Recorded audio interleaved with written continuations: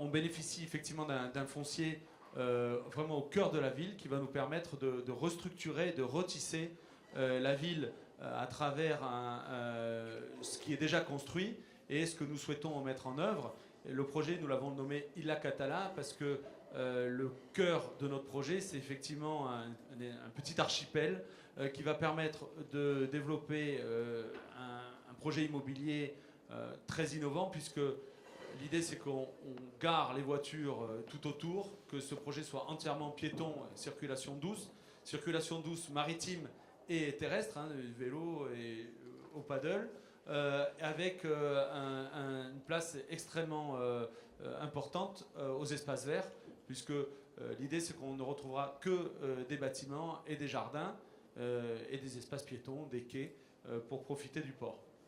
Donc, comme le disait tout à l'heure Thierry, tout cela est permis par les grandes infrastructures, cet aqueduc qui permet de mettre en liaison les deux ports, et un certain nombre d'équipements qui vont nous permettre de développer le projet, puisqu'aujourd'hui il y a à peu près 157 000 mètres carrés qui sont projetés à la construction, dont 130 000 à de l'habitat. 40% de cet habitat sera dédié à du logement social ou de l'accession sociale, pour lequel il est très important. Monsieur le maire rappelait la disproportion qu'il y a entre la ville d'hiver et la ville d'été. Et la ville d'été, évidemment, elle marche aussi avec des gens qui travaillent au Barcarès, qui travaillent dans les restaurants, qui travaillent dans les hôtels, qui travaillent sur les plages. Et toutes ces personnes, il faut aussi les loger. Donc il y a tout un programme d'habitat social. Et tout ce qui va en complément de cet habitat. Alors voilà quelques esquisses des ambitions architecturales que le maire nous propose d'amener avec ce projet. On parlait de mission Racine. Dans la mission Racine, il y a de très belles réussites. Il y a des ports qui ont un peu moins survécu au mode architectural. Nous, ce que nous souhaitons, c'est avoir un habitat extrêmement étudié par rapport à nos climats méditerranéens. Nous sommes dans une démarche quartier durable méditerranéen, QDM, avec un regard très aigu sur le vent. Le vent est très présent au Barcarès. Il faut en faire une force. Sur le soleil aussi. On a dans nos régions, on profite du soleil en hiver, on s'en protège en été. Et c'est toutes ces réflexions-là qui vont nous animer sur la démarche architecturale. Il n'y a pas que du logement, évidemment. Il y aura du commerce, mais du commerce d'accompagnement, du commerce de centre-ville. On est vraiment sur l'idée de commerce de pied d'immeuble. Du loisir avec un élément qui sera structurant en cœur de ville, avec à forte attractivité. Et les services dont a parlé tout à l'heure Thierry Souverain, avec cette grille 2.0 et le positionnement de l'université direct à bord de quai, avec une université vraiment tournée sur la mer au sens propre. De nos intentions aujourd'hui, avec la capitainerie et derrière l'université, qui vont être le bâtiment d'accueil, un peu un bâtiment qui va permettre de positionner en termes d'ambition architecturale et urbanistique le nouveau Barcarès.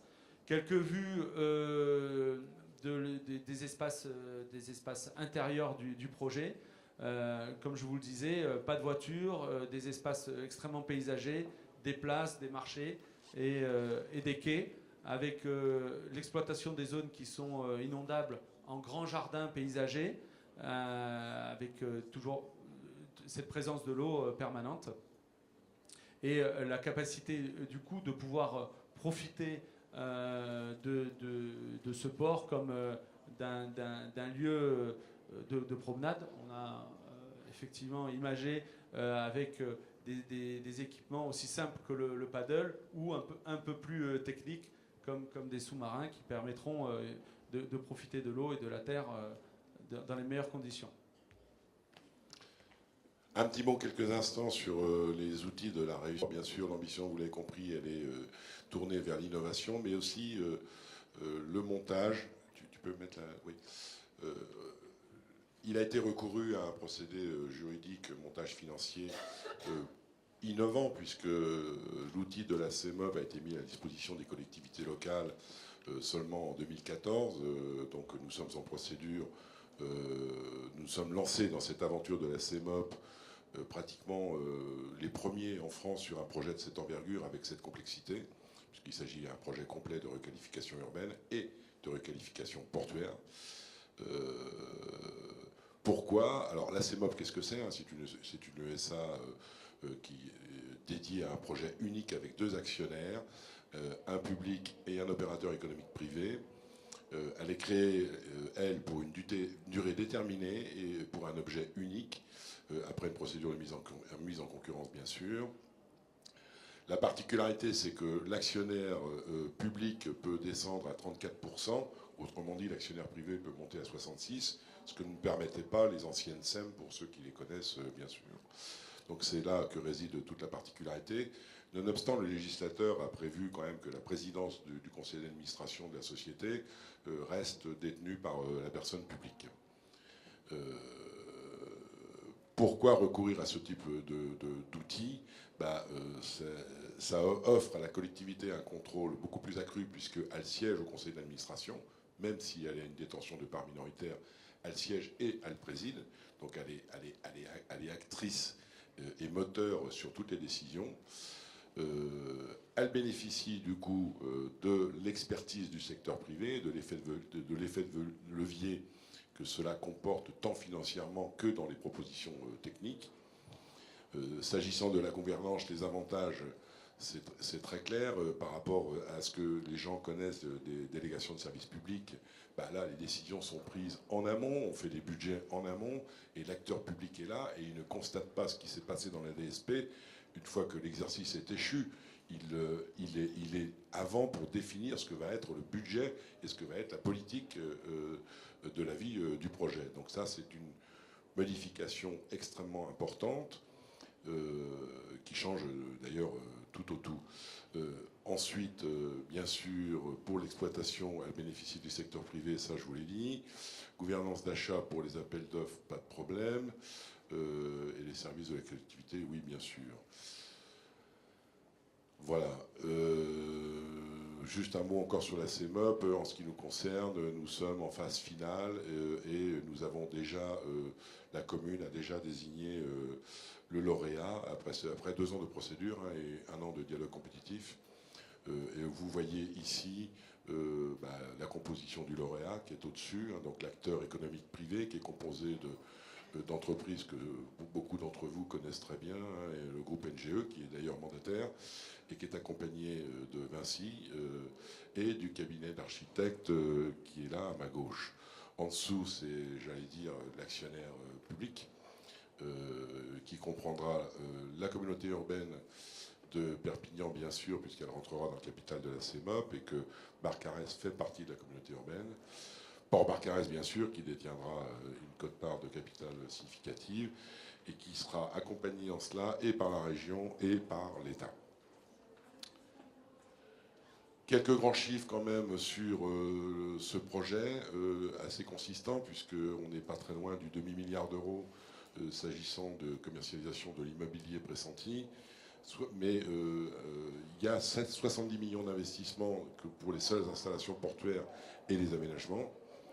157 000 m² de surface de plancher, vous l'avez vu. Tout cela, c'est environ 1800 logements et commerces, ce qui, selon les ratios classiquement pratiqués, représente 3800 emplois.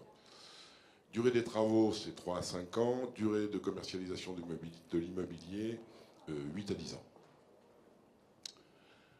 On doit démarrer très rapidement puisque nous sommes en phase de signature. Vous voyez avec les couleurs la déclinaison en 3 phases de l'exécution du projet, étalée, comme vous le voyez, de juillet 2017 à août 2025, donc les fameux 8 ans dont je vous parlais tout à l'heure. Voilà, à peu près. Donc, oui, bon, voilà. Merci. Et si vous avez des questions, à votre disposition.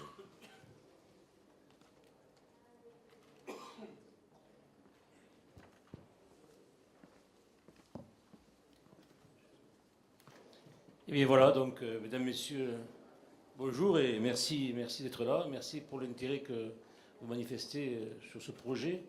Alors, vous avez vu une image très, très court, quoi, pour donner un petit peu l'idée et vous préciser un petit peu le niveau de ce projet-là et surtout l'ambition.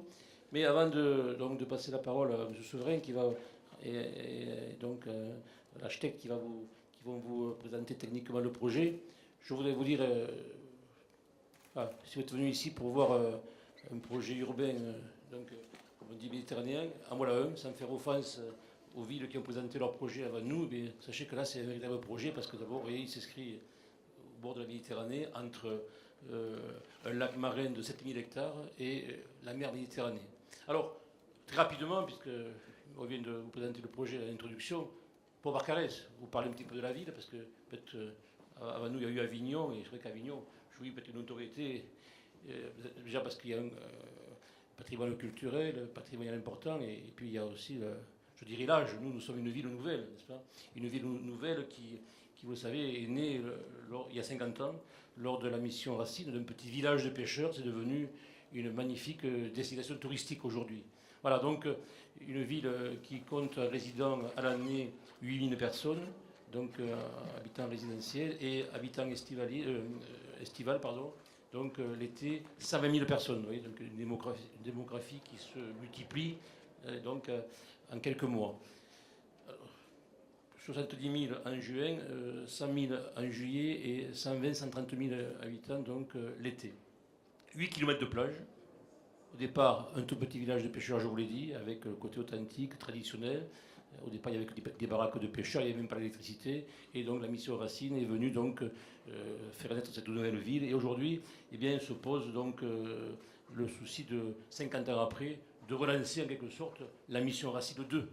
Essayer de requalifier, de moderniser et d'augmenter donc le standing de l'habitat donc estival. Alors, ce projet s'inscrit vraiment dans une politique très volontariste, parce que c'est un projet que nous portons depuis des années. La commune est donc propriétaire du foncier, et dans cette volonté de rehausser l'image de cette destination touristique, d'en faire aussi une destination unique. Donc notre rôle, c'est de se spécialiser. Vous savez, aujourd'hui, pour que les destinations deviennent incontournables, il faut se spécialiser. Donc nous avons bien sûr choisi, par rapport à notre emplacement, la Plaisance. Donc c'est pour ça que c'est un projet qui... Nous avons décidé donc de créer autour de notre concept, autour de concept de port nouveau, hein, donc port du XXIe siècle, donc de créer des projets intégrés, innovants, de croissance bleue et verte, où le territoire donc, du Barcarès concrétise vraiment la géographie et le territoire de projet sur des enjeux stratégiques. Alors d'abord, le port et la culture, au cœur de sa relation mer et étang. Tout à l'heure, je vous l'ai dit, on est situé entre lac marin et mer Méditerranée. Le port, la connectivité des sites et entreprises dans un projet d'éco-mobilité. Le port et la qualité aussi, c'est important. Donc c'est un port avec des nouveaux services, des accueils de qualité, des nouvelles offres, avec le label qualité des ports de la Fédération française de France. Le port aussi comme produit touristique, pour une destination touristique, donc port comme produit touristique et innovation au service bien sûr de l'attractivité, parce qu'il est clair qu'aujourd'hui donc on doit, si on veut donc asseoir notre avenir sur le monde du tourisme, il faut toujours essayer d'améliorer l'attractivité des destinations. Et bien sûr, dans la défense, sans pour autant négliger la biodiversité. Parce que, j'ai oublié de vous le dire, mais nous avons aussi l'avantage d'avoir sur la commune beaucoup de zones naturelles protégées. Et ça, c'est une ville qui n'est pas très urbanisée et qui a la chance donc d'avoir beaucoup d'espaces naturels. Et ça correspond vraiment aujourd'hui à l'attente du touriste. Un port, donc je vais vous le dire, comme un produit touristique, mais aussi un port à énergie positive pour la croissance verte et bleue. Donc un port de plaisance engagé dans cette fameuse transition énergétique et écologique, puisque déjà l'État, dans son grand projet de transition énergétique, a retenu, dans le cadre de l'appel à projet, notre commune pour installer au large donc, de la mer Méditerranée, face à notre ville, donc une ferme éolienne offshore. Donc c'est un projet qui a été retenu et qui va démarrer début 2019. Bien sûr aussi un port acteur du développement économique et territorial, donc avec, là je dis, un vecteur stratégique d'attractivité bien sûr, nouvelle place de marché aussi pour les entreprises, l'économie au cœur de la relation mer, voie navigable, ville et territoire. Donc un projet intégré en lien avec l'ensemble des acteurs publics, privés, et aussi l'organisation d'un futur et nouveau cluster des entreprises du tourisme bleu. Un autre point aussi important, c'est le port et l'accessibilité. C'est-à-dire qu'il y a un rôle social également. Il s'agit aussi de favoriser donc, l'accès aux activités nautiques pour tous. Et enfin, donc, troisième, dernier enjeu, c'est un port dans un processus de respect de l'environnement et des politiques, bien sûr, de développement durable. Voilà donc vraiment un projet qui s'inscrit dans des critères d'excellence, d'accord. Je répète, innovation et attractivité, mixité des usages, ouverture et meilleure accessibilité à tous les publics, performance économique, qualité et bien sûr excellence environnementale, sociale, culturelle et patrimoniale. Voilà donc des critères d'excellence qui sont les principes directeurs que la commune souhaite mettre en œuvre dans la réalisation donc, de ce projet, je dirais, avant-gardiste. Alors donc je vais passer la parole donc, à M. Severin qui va donc rentrer dans les détails au niveau technique. Merci, Monsieur le maire. Bon, donc vous avez vu ce petit moodboard introductif qui, bien sûr, est un petit peu tapageur, mais c'était aussi le but de la chose. Tu peux revenir sur le slide précédent, s'il te plaît? Oui, donc voilà une perspective de l'ambition de ce que pourrait être le projet. Ainsi que vous l'avez précisé, Monsieur le maire, la commune a disposé d'un foncier extrêmement intéressant puisque directement contigu à l'espace portuaire existant et qui a permis bien sûr de dire on va se lancer dans une requalification urbaine, donc on est pile poil dans l'état d'esprit de votre forum d'aujourd'hui, puisque cet espace que vous voyez ici notamment est actuellement déjà construit. Donc on déconstruit et on reconstruit pour accéder à des standards de qualité urbanistique, on va dire immodestement, du XXIe siècle, hein, et en adéquation avec l'attente des usagers de demain. Je passe tout de suite au slide d'après. Bon, voilà un petit sommaire. Donc on va vous dire un mot du port dans son territoire, bien sûr avec une ambition de port exemplaire, port d'avenir, port d'attachement. Un petit mot aussi sur les outils auxquels nous avons recouru pour réussir l'émergence de ce projet. Et enfin, un dernier petit mot sur le calendrier. Je vais aller assez vite pour qu'on puisse favoriser les éventuels échanges. Comment ne pas parler de Barcarès sans parler de sa situation géographique? Juste le slide d'avant. Là, ce que vous apercevez, pour ceux qui ne connaissent pas, le slide d'avant, s'il te plaît, ouais. Ce que vous apercevez, pour ceux qui ne connaissent pas bien la région, c'est le mont Canigou, caractéristique du coin, mais aussi l'étang du Dos, c'est l'étang de Sals, puisque, comme vous l'a dit, monsieur le maire, Barcarès est installé sur un cordon dunaire de 10 km de long environ, sur 1 km de large, ce qui lui confère une situation stratégique et très caractéristique, relativement rare en France, en raison notamment de la qualité des eaux marins, puisqu'il y a le parc national marin qui est installé au large de Barcarès, et aussi la qualité des eaux de l'étang, ce qu'on n'a pas, si vous voulez, sur des autres sites comme la Grande Motte, Palavas, pour ceux qui connaissent davantage, où là les étangs souffrent d'eutrophisation, souffrent de phénomènes de malaïgue qui sont très ennuyeux. Là, l'étang de Sals, lui, il reçoit des nurseries de dorades, de bars, et donc c'est évidemment c'est le reflet d'une qualité d'eau tout à fait correcte. Bon, voilà pour la situation. Le port, bien sûr, il est toujours intégré dans son territoire, parce qu'on ne le bouge pas, si je puis dire. Mais l'encadré que vous voyez à droite, en bas, rappelle la situation géographique globale, la proximité des métropoles que sont Montpellier, Toulouse et Barcelone, et les connexions aujourd'hui internationales, qu'elles soient par aviation ou par voie ferrée ou par autoroute, tout à fait aisées pour arriver à Barcarès. La commune de Barcarès est une commune de l'agglomération, la communauté urbaine de Perpignan, et à ce titre constitue la porte d'entrée du pays catalan et porte d'entrée du projet de territoire qu'a bâti aujourd'hui la communauté urbaine, dont le nom Terra Nostra, bien sûr, rappelle les racines et l'identité catalane importante. Et la communauté urbaine aujourd'hui mène ce projet, cette ambition de créer un projet de territoire. Il est en 9 orientations stratégiques, telles que vous le voyez. Je ne vous les lis pas. Débattre et rassembler, innover, former, investir, développer, etc. Slide suivant. Bien sûr, le projet, c'est de requalifier le territoire et de créer un lien entre ce qu'est son littoral, mais aussi et surtout, et ne pas oublier l'arrière-pays, mettre tout cela en cohérence, souligner les caractéristiques spécifiques de ce pays tout à fait agréable, pour que Perpignan Méditerranée Métropole devienne the place to be. C'est pas moi qui le dis, c'est la communauté urbaine, mais on le croit bien volontiers. Parce que là, on a la présence de monsieur le sénateur maire avec nous.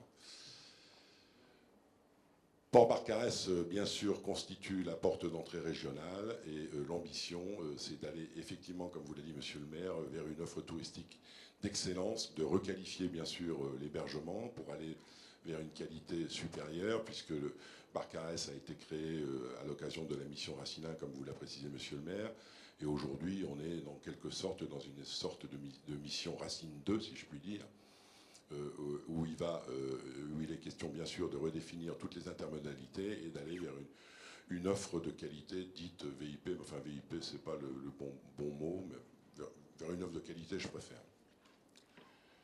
Ensuite, Barcarès toujours, bien sûr, constitue une escale patrimoine phare de la Méditerranée à plusieurs titres, et vous l'avez vu dans le mood board, au travers de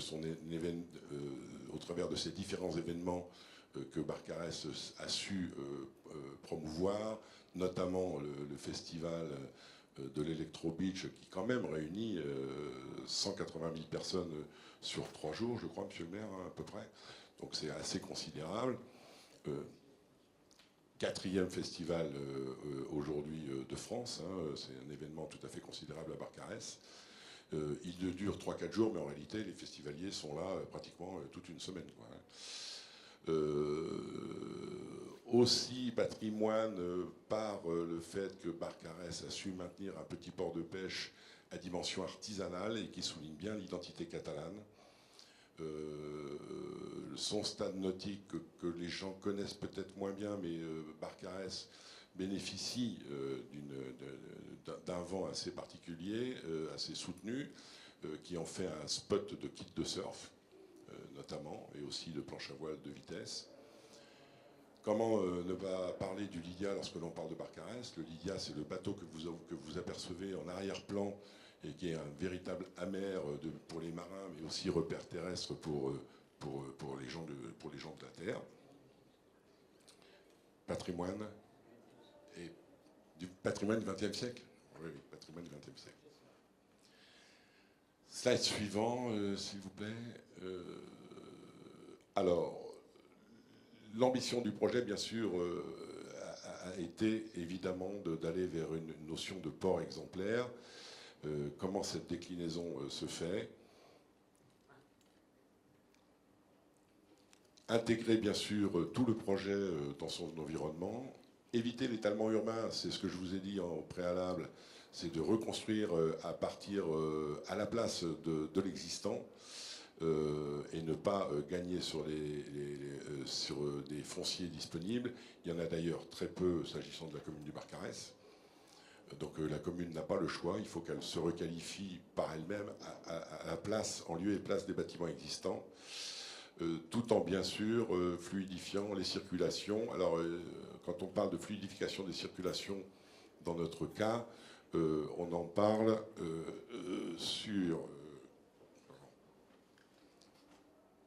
on en parle tant de la fluidification de la navigation Et on entend ici amélioration de la fluidité de la navigation de plaisance. Ici, on ne le voit pas puisque l'image est tronquée, mais le projet prévoit de redimensionner les jetées en mer. Ici, ça c'est la Méditerranée. Hein. L'étang est en haut là-bas. Hein. Et aujourd'hui, le port de Barcarès est coupé en deux à ce niveau-là par une avenue qui coupe du coup le port en deux, hein, qui interdit l'accès des bateaux qui sont ici, dans cette zone-là, sauf à passer par un pont-levant qui est devenu tout à fait archaïque, très compliqué. Donc le projet a prévu notamment la suppression de ce qu'on appelle, nous, le verrou, par l'interposition et l'installation de ce que vous voyez écrit ici, qui est un aquaduc, l'aquaduc étant un canal qui permet le passage de l'eau tout en permettant le passage des véhicules en dessous. Donc en fait, on a maintenu la circulation ici et ici en passant en dessous, ici, et on a ouvert totalement l'espace portuaire à la plaisance pour que l'accès puisse aller jusqu'à l'étang. L'aquaduc, pour ceux qui connaissent Toulouse, vous en apercevez un qui enjambe le circulaire. Je ne sais pas si vous avez déjà remarqué, il y a une espèce de coque qu'on aperçoit en voiture, on passe dessous en voiture. Bon, c'est le même principe, mais au-dessus, c'est de l'eau. Voilà. L'intérêt d'un équipement de ce type-là, c'est de réduire au maximum le passage souterrain en dessous. Donc vous n'avez pas de... Vous supprimez l'effet tunnel, si je puis dire, qui est toujours désagréable. Il permettra, cet aquaduc, le passage des véhicules, tout gabarit, et des vélos et des piétons, et des personnes à mobilité réduite. Ensuite, slide suivant, s'il te plaît. Pardon, ouais. Ça, c'est celui d'avant. Oui, bien sûr, la déclinaison du port propre, elle se fait avec un objectif zéro pollution. C'est un objectif zéro pollution, c'est une ambition que nous avons, évidemment. Un exemple qu'on vous met, c'est le transport pneumatique des ordures ménagères à gauche, et à droite, la biodiversité au cœur des préoccupations de manière permanente. Ce que vous apercevez, c'est le dessous d'un quai du port, avec l'installation de cages de nurserie qui sont des réceptacles de vie pour la faune. Les poissons viennent se mettre à l'intérieur de ces cages et se trouvent à l'abri des prédateurs. Transparence hydraulique et halieutique, bien sûr, entre la mer et l'étang. Il est évidemment important de favoriser les échanges entre ces deux milieux. Le projet en a tenu compte de la meilleure manière, notamment par l'installation de cet aquaduc qui favorise les transits. Et qui favorise aussi, bien sûr, les transits des poissons, puisque c'est le but, hein, pour que les élevages de bars, de dorades qui sont dans l'étang de Sals puissent revenir en site marin autant qu'ils le désirent et de la manière la plus facile qui soit. Port d'avenir, là on vous fait une petite image sur ce que sont les éoliennes en mer, puisqu'il est, comme vous l'a précisé monsieur le maire, il est question de l'installation d'une ferme d'éoliennes au large de Barcarès, et qui pourrait d'ailleurs trouver ces installations fixes terrestres installées à l'intérieur du projet du port. Alors, la ville intelligente est devenue bien sûr la principale préoccupation des hommes, des acteurs de la construction. Et quelle est la promesse de la ville intelligente? C'est d'apporter des solutions concrètes, réduire les coûts d'éclairage public, bien sûr, détecter les fuites d'eau, devenir plus performant d'un point de vue environnemental, offrir des services de qualité de mobilité plus personnalisés. Mais en définitive, la ville intelligente incarne la quintessence de l'innovation urbaine. Elle est à la fois, pour cela, elle devra être numérique, connectée, collaborative et économe en énergie. C'est ce que reflète ce schéma, où d'ailleurs vous avez synthétisé cette image pour rappeler l'esprit du port. Donc vous devez retrouver le port connecté, le port, les innovations, le port durable, qui est décliné tel que vous le voyez autour des pales. Port d'avenir, c'est aussi la manière de concevoir les nouvelles capitaineries. Et aujourd'hui, on imagine beaucoup plus aller vers un comptoir culturel maritime qui va comprendre, certes, les services de la capitainerie, mais qui comprendra également un espace réservé, là tu vas trop vite, pardon, un espace réservé à la prud'homie de pêche, qui sera également un lieu d'interprétation, de découverte et de vitrine de littoral où on retrouvera les produits maritimes bien sûr, mais aussi de l'arrière-pays et qui va constituer une escale intéressante. Suivant. Ça sera également un port d'avenir dans le sens de rapprocher le public des sciences de la mer, puisqu'il est prévu une installation juste à côté du comptoir culturel dont je vous parlais, que vous voyez en bas en coupe, d'un pôle recherche, puisqu'il y a une convention qui a été passée entre l'Université de Perpignan, l'UPVD, et la commune de Barcarès, où il est décliné à l'intérieur de ce port de recherche des laboratoires de recherche tels que le CEFREM, le CRIOB et le PROMES, où d'ores et déjà un master de gestion portuaire et d'affaires maritimes est réalisé sur place avec le docteur Philippe L'Enfant, qui sont aussi réalisés pour les plongeurs scientifiques, une diffusion du savoir, et voilà. Pour ce qui est de cette manière de rapprocher le public des sciences de la mer. Port d'avenir aussi, je vous en ai parlé un mot tout à l'heure, en ce qui concerne l'installation potentielle d'un pôle d'énergie renouvelable qui comprendra un pôle recherche-développement, formation et maintenance des éoliennes. Enfin, mise en valeur de la filière halieutique. Enfin, mise en valeur de la filière halieutique. Ce que vous voyez dans l'encadré en bas à gauche, c'est l'installation d'une hall qui sera composée d'un restaurant, d'une criée et d'un étalage des produits du terroir local, mais notamment de la mer, bien sûr.